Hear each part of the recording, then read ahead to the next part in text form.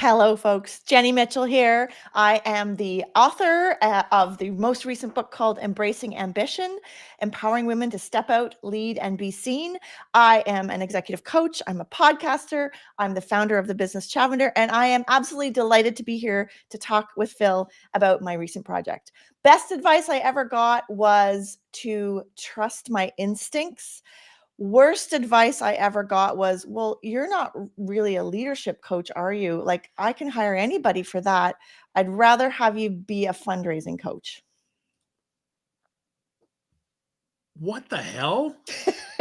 I'd rather have you be a fundraising coach. Now tell me about that, and then we're going to talk about your best advice. Yeah. So I had an inkling way back when that I wanted to be a leadership coach, but I was younger.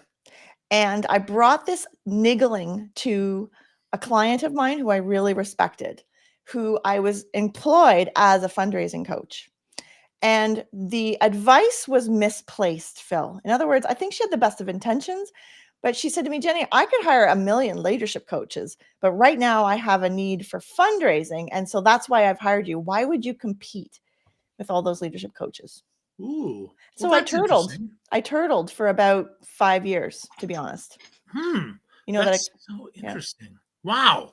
I guess, right? Like if you're not a competitive person and you're someone that likes to do maybe what's easier, I know that fundraising coaching isn't easy, but easier, then maybe that's the path. But that's not the path for you, huh?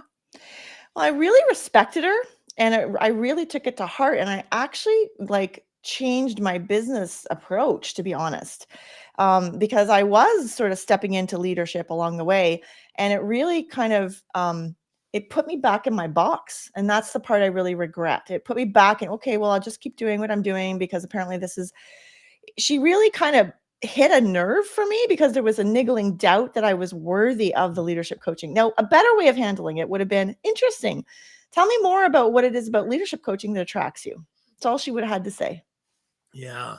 Yeah. Well, I think that's interesting, right? Because if somebody said that to me, like my best advice was I should stick to easy math because I was just going to work at the gas station anyway.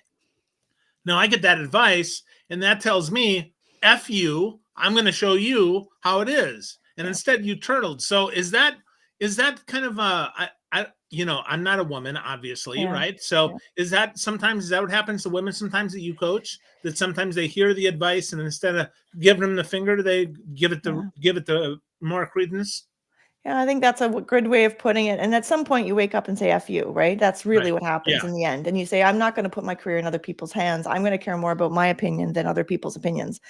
I think that societally, the challenge that women have, and we haven't resolved this yet, but maybe someday we will, is that women still are conformists when it comes to Mhm. society. So they value the external opinions more than their internal guts and their internal confidence.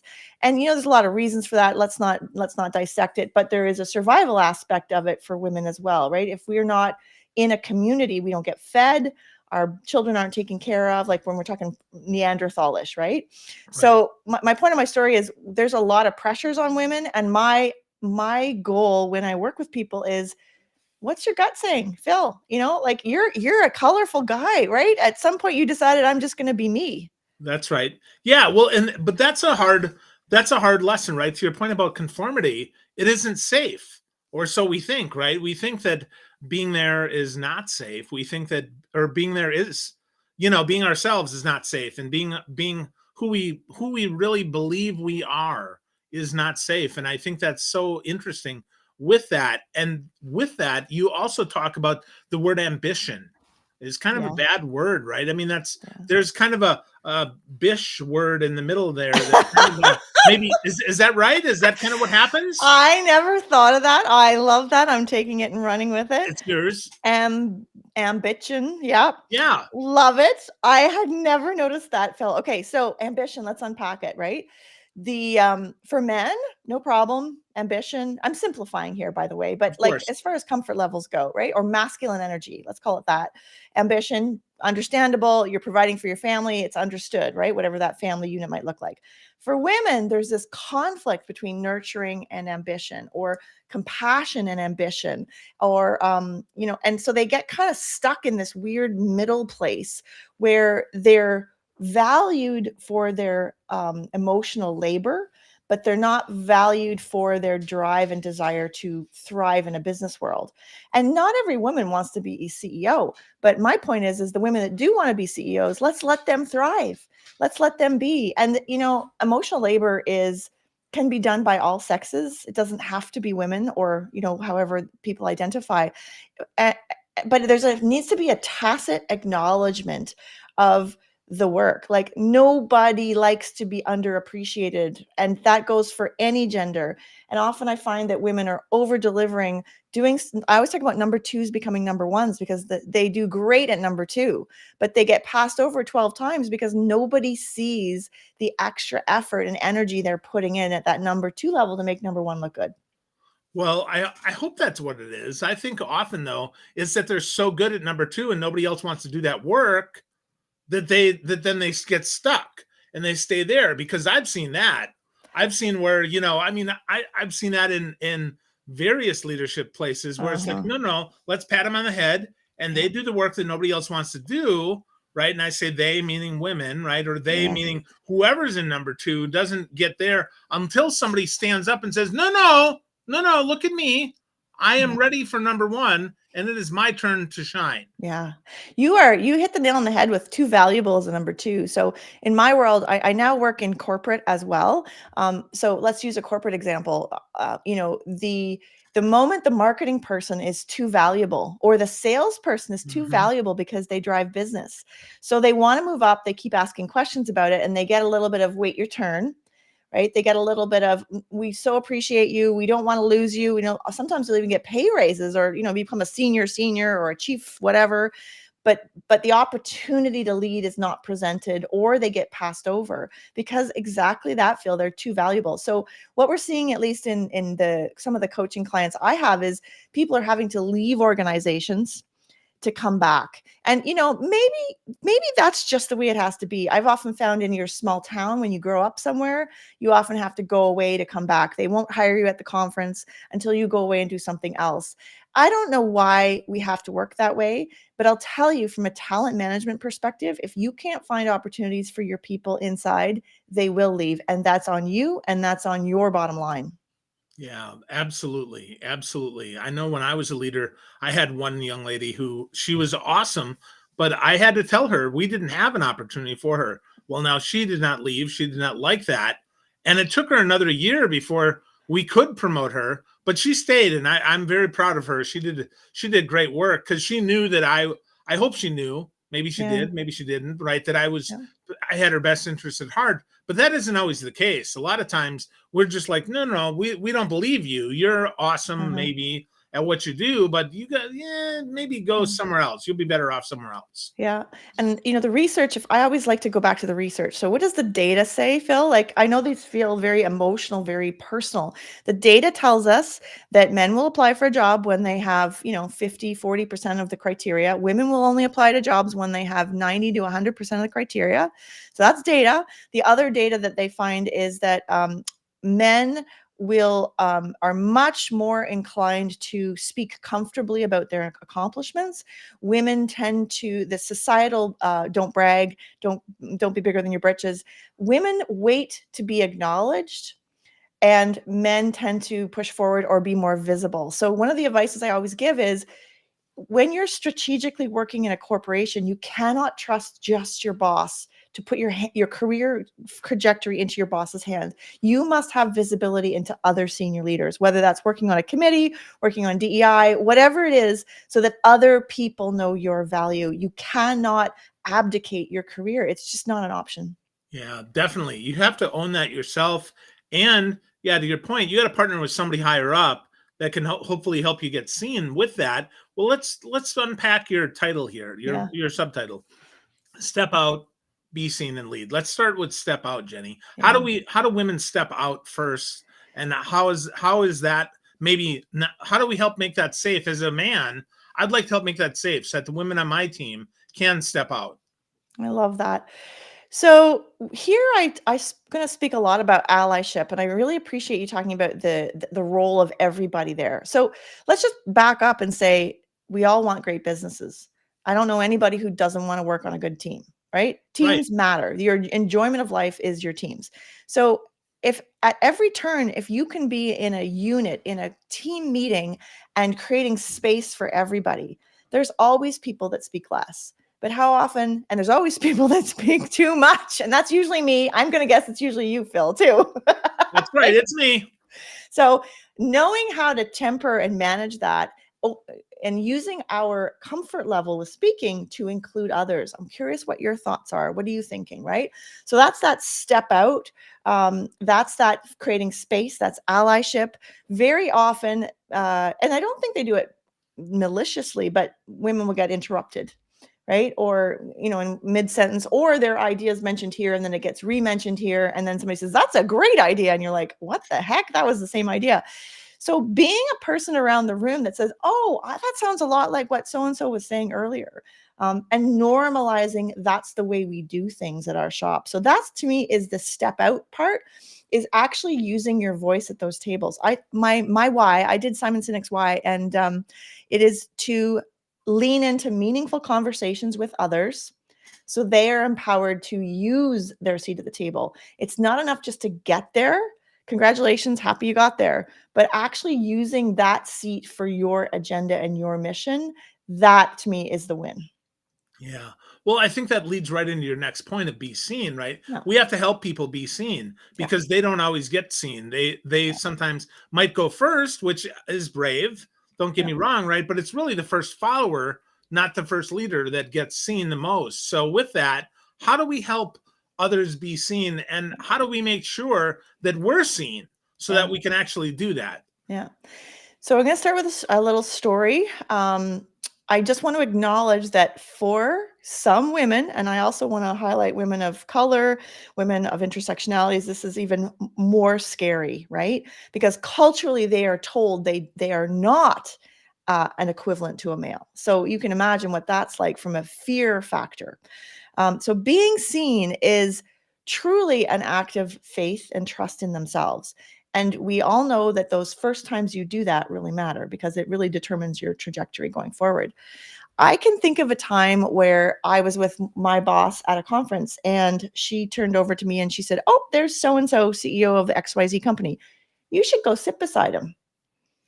And I turned and I looked at her and I was like, the point of the story is I had no idea that was part of the game. Oh, yeah. Like, I didn't actually know, Phil, and I thought it was such a gift that she gave me, that part of the game was going to talk to different people and not being afraid to talk to CEOs. We definitely live in our little hierarchical worlds, and believing you're worthy of sitting beside the CEO and holding a conversation. And by the way, I was just as chatty then as I was now. Like, it wasn't a lack of skills. We can talk about introverts later, but it honestly never crossed my mind. So I sent her that kudos. So for your listeners, every time you can make a suggestion, an encouragement, a strategic help, because I didn't know what I didn't know. That's really the be seen part, is we may not know how to be seen yet. And so who can you talk to? You can express your challenge and they can give you advice. And keeping in mind that also, and this is across the board, it's really hard to be vulnerable. It's really hard to ask for help. And it shows for women, it's a sense of threat, but actually I would say across the board, I listen to my husband on his calls. It's really hard to say, I don't know how to do this or haven't figured this out. Can you help me? But it is absolutely the fastest path. You want to find how to get to B? Talk to someone who's at B, Phil. Yeah. Well, that seems so obvious when you say it that way. And yet it's not. It is about vulnerable. So I would add the word yet there. I haven't figured it out yet. And so therefore I need help, because really, and that helps me internally, because if I say yet, then I can look for shortcuts. Then I can look for things that are going to help me more than if I say, well, I don't know this. Well, I don't know this because I'm dumb. No. You don't know this because you don't have that experience. I mean, the whole sit by the CEO, sit by the leader, sit by the person, that doesn't come naturally for a lot of people. They No. feel threatened. They feel like maybe that's not something they should do. They feel like maybe they're not equal, or they don't have anything to talk about. And it's like, I find especially high achievers have more to talk about than the person that's already in the position. What do you think, Jenny? I completely agree. And I think this really comes down to worthiness, right? Yeah. Believing we're worthy of that seat. And if you're struggling, if you're listening and you're struggling with worthiness, and that might not even be your word. Like you might not understand what that is, but it might be something of feeling less than when you show up for meetings, feeling inadequate. We are in a crisis of not enoughness in our societies. When you were born, you were already born perfect and awesome and amazing, and all you're doing is executing your best life. And when you come at things with that cup is overflowing, not only do you have more space for other people, but you have more great space and grace for yourself. So that's something I think a lot about, is how we're already worthy and everything is a bonus. Because the old way I used to live it was from this whole not enough, I have to over prepare, I have to be a perfect, I was exhausting, Phil. I mean, it was just like, and as a leader, I can see those people a mile away. I have good radar for it, and I know it's really important to support them and encourage them. And you're always going to do better with a carrot than a stick. Yeah, definitely. Definitely. We talk good to people. We help them see that they're worthy. We help them overcome their own imposter syndrome. It's interesting, right? Imposter syndrome only afflicts those of us that are already achieving. It's so interesting. Like meatheads aren't like, well, I wonder if I'm worthy. No, they're like, yeah, I'm good. Yeah, look at me. I'm good. And then the rest of us are like, you?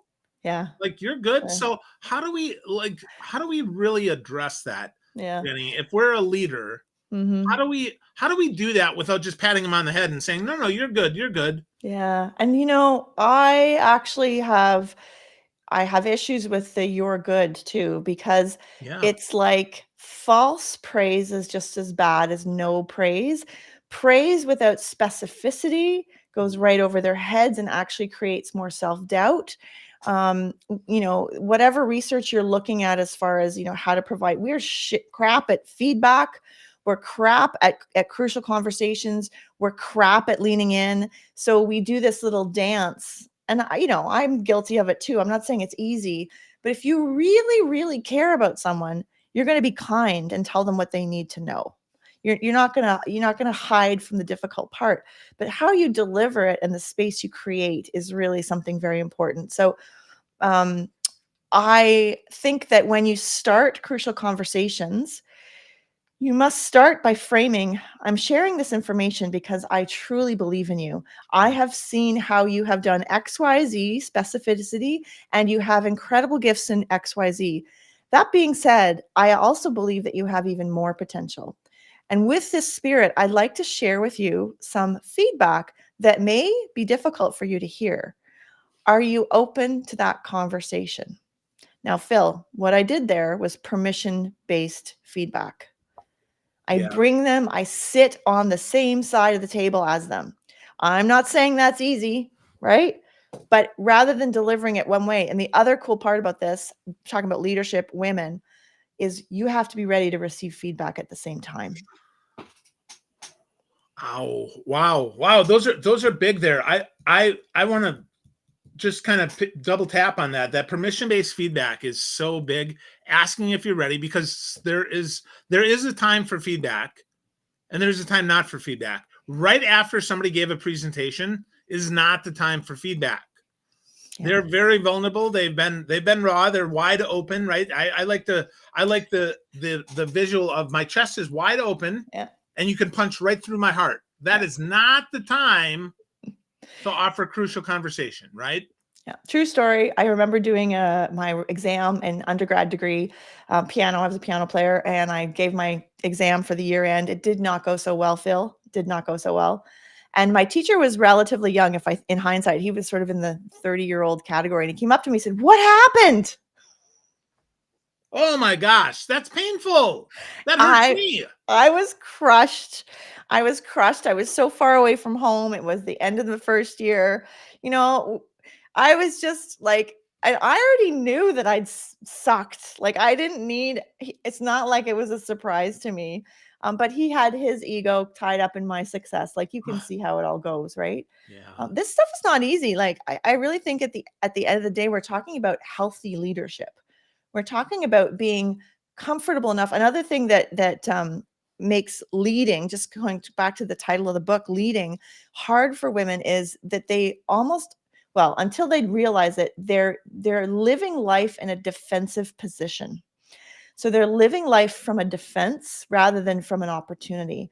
And so what defense looks like is you're preparing for the objection without actually letting yourself believe in the opportunity. You are working like mad. I think women do this thing where they try and collaborate their way out of a problem.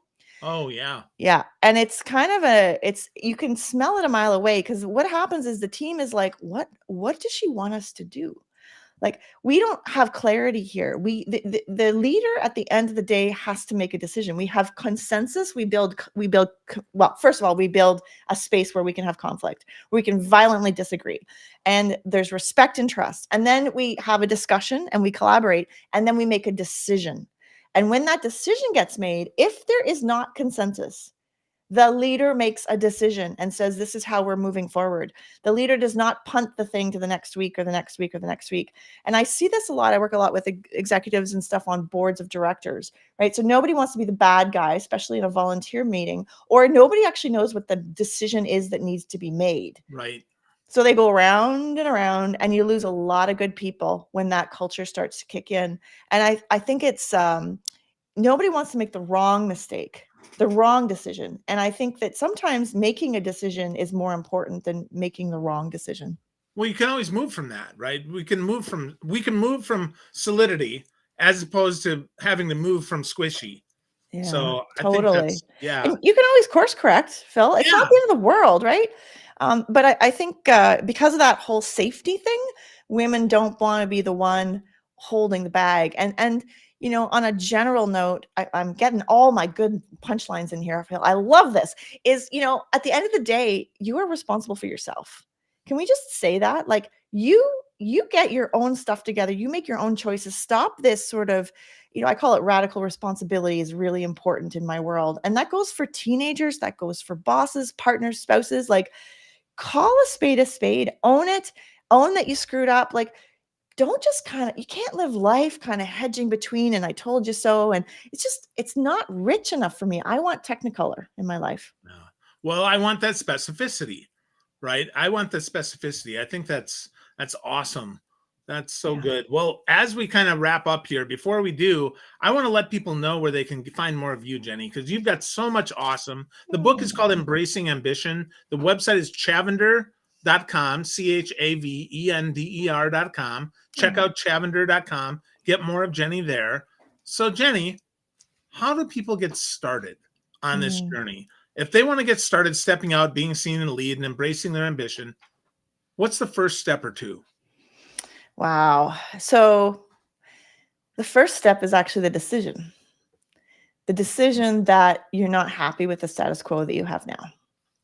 That is the very first step. That might look like a morning you wake up and say, I don't want to feel like this. It might be a morning you wake up and say, oh my God, my job is like Groundhog Day. I do the same thing every day. And I think that the first step is also reaching out to someone. So, of course, in my world, it's a coach, but if that's not your MO, find a girlfriend, someone to talk to who you can talk through something and ask them to listen without judging, without making decisions for you, and let you talk. Because to me, that's the spark. And the spark will fuel you through all the changes that you're going to want to make incrementally. But you don't have to climb Mount Everest.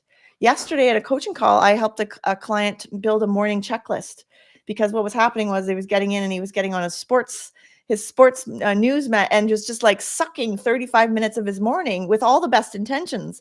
And so I said, well, is that okay with you? And he said, no, And I said, okay, so are you going to do something about it? And what do you want to do about it? So that getting started, and it can be super small. For some people, it's getting up 15 minutes earlier in the morning. For some people, it's leaving the office at 5 p.m. But acknowledging your ambition is really important.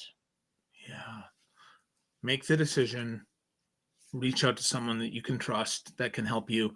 I would add, be open to the feedback, right? Like you said, be open to that. That's kind of that third step. So good stuff. Again, get to know Jenny Mitchell more. Get this copy of the book, Embracing Ambition. Available on Amazon. Yeah, absolutely. Available on Amazon. And check out chavender.com. Lots of great stuff here today, Jenny. Thank you so much for sharing this and for standing up for women and other leaders who are unwilling